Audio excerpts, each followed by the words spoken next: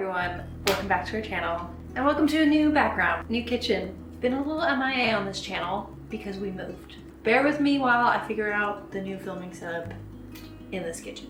I'm excited to have a better oven. Anyway, today's recipe is rough puff pastry. This is a great recipe to have on hand for super easy tarts, and you can make very quick fruit pastries like I learned today. We have a few recipes on our website, including an asparagus tart and an onion tart that uses this. Whether this is for Scandinavian baking or not, it's just a great one to have in your back pocket. All right, I think I've been talking enough.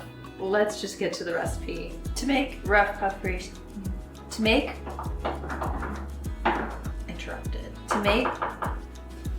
make rough puff pastry, you really only need 4 ingredients, and one of them is water. You'll need 1 stick of butter or 113 grams, half a teaspoon of salt, 120 grams or around a cup of flour, and 3 to 5 tablespoons of ice water. You might need a little bit more than that, depending on how dry the dough is. All right, let's make our dough. First thing we're doing is adding in our flour and half a teaspoon of salt into a medium-sized mixing bowl.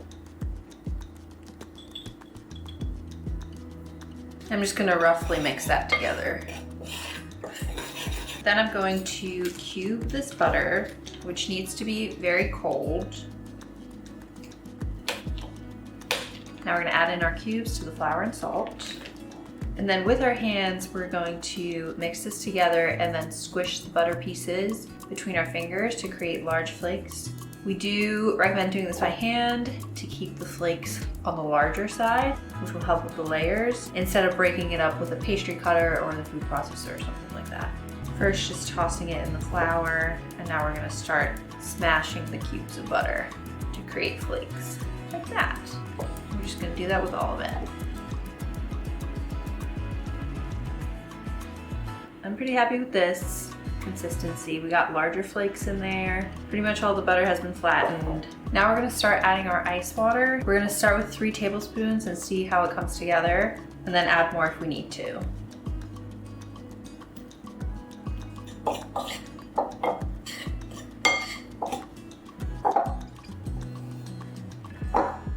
I'm just gonna add half a tablespoon to get some of the crumbly bits at the bottom. I'm gonna use this baking mat to roll out the dough today. We're gonna add some flour. And then in the bowl, press the dough together. And then I'm gonna put it on my work surface. And it's totally fine if it's a little bit falling apart at this stage. Okay, now we're pressing this into a rough rectangle, adding a little flour on top. And we're gonna roll this out until it's around 12 inches long, and the width does not really matter. I'm gonna use bench scraper for this next step, but we're basically folding the bottom third over the middle third, and then folding the top third over that bottom third to create a letter fold. And this is the start of us making layers. But before we go any further, this dough's gotta chill. So we're gonna wrap this up in some plastic wrap. And this is gonna chill in the fridge for at least 2 hours. Probably get away with a little bit less than that. It's been a few hours, so this has firmed up. And now we're gonna complete 4 more letter folds to make the flaky layers in our rough puff pastry. We're gonna add a little flour back to our silicone mat. Since we rolled the dough out this way last time, we're gonna turn it 90 degrees so that you have the longer edges on the sides. And we're gonna roll this out to about 6 inches wide by 12 inches long. And then we're gonna do our other fold. And we're honestly just gonna repeat that process for a total of 4 more times for 5 total folds, but making sure each time to turn it 90 degrees.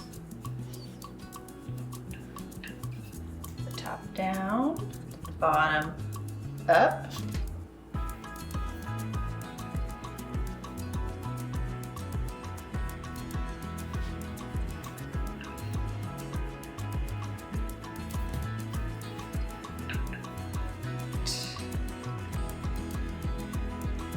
All right, and that is 5 total folds. So now your dough should definitely be smooth. We're gonna wrap this dough back up and put it in the fridge and just let it rest for around 30 minutes because we just work with it a bunch. And then it'll be ready to use for whatever recipe that you're gonna need it for. For the sake of today's video, we're gonna roll this out and we're just gonna make a few fruit pastries. Have I done this before? No. But I'm sure it's gonna turn out great. So let's go. We're just gonna make sure we have flour down on our surface and on top of the pastry. And then we're rolling it out. We're gonna roll them pretty thin. So I'm probably aiming for around 10 inches wide and 15 inches long. All right, this is looking fairly good to me. Now we're gonna cut some shapes. I'm just gonna cut this very carefully so I don't cut through the silicone mat. We're just gonna make at least 4 rectangles. I'm gonna make a little diagonal cut. And the rest of this, I'm just gonna bake off the rectangles and see how puffy we can get. I had no plan here. Before I actually do anything with these 4, I'm gonna egg wash around the edges so that they're a little easier to fold up. Okay, and I have a filling here, which is really, it's just ricotta, sugar, and vanilla bean paste. And we're just gonna add a dollop into the middle of each. And we're gonna see if this goes everywhere. All right, and then on 2, I'm gonna also add some coconut flakes, because why not? And then some orange slices. Okay, and then I'm gonna fold up the edges.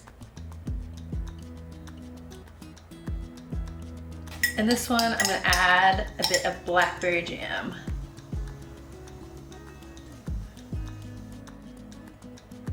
And then we're just gonna egg wash.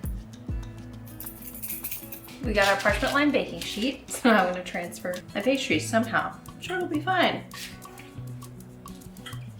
We can't forget our rectangles, which I'm also gonna egg wash now. Last but not least, I'm gonna sprinkle the fruit ones with a little bit of sugar. All right, this is going in a 400 degrees Fahrenheit or 205 degrees Celsius oven. Forgot to mention to preheat your oven. And it's probably gonna bake for around 20 minutes. We'll check it and then we'll see if it needs longer.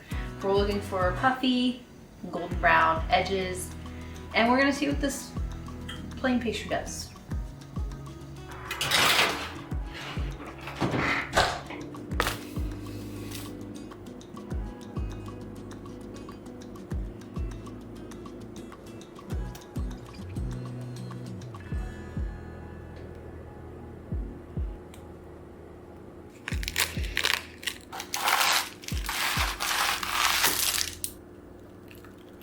We're just gonna do a little crunchy taste test because this is gonna be very flaky. It's so flaky. And I'm gonna try my totally winged pastry. That was pretty good for like very low effort. Let me just try the orange one real quick.